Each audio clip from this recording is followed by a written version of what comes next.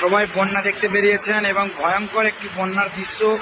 এই জায়গাটির লোকেশন হচ্ছে কামারপুকুর থেকে বদনগঞ্জ রুট।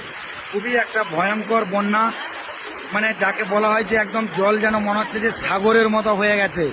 এদিকে জলের যে কতদূর জল চলে গেছে কোনো চোখ মানে দৃষ্টি আমার আর যাচ্ছে না, তাও যতটা আমার পক্ষে সম্ভব দেখানোর ততটাই দেখাচ্ছি। দেখুন জলের যে একটা স্রোত, একদম বিশাল ভয়ঙ্কর ব্যাপার, বিশাল ভয়ঙ্কর ব্যাপার। জল একদম অতিরিক্ত হারে জল যাচ্ছে এদিকে।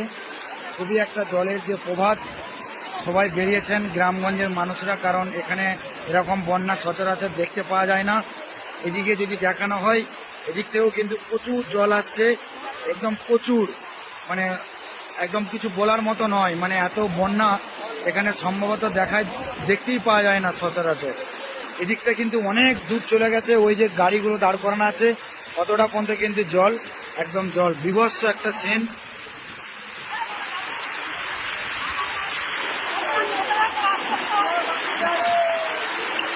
আর একটা কথা বলে রাখি, এই যে এইদিকে যে জলটা যাচ্ছে এটা কিন্তু চলে গেছে একদম রাঙামাটি, মানে কামারপুকুরের অবস্থাও। কামারপুকুরতে যে মেন চাতাল, ওই চাতালটা কি আপনি পেরিয়ে আসলেন? আপনি কি মানে কিসে করে পেরিয়ে আসলেন? পায়ে হেঁটে। পায়ে হেঁটে। মানে কিরকম টান ওখানটা দেখলেন? জলের স্রোত কিরকম?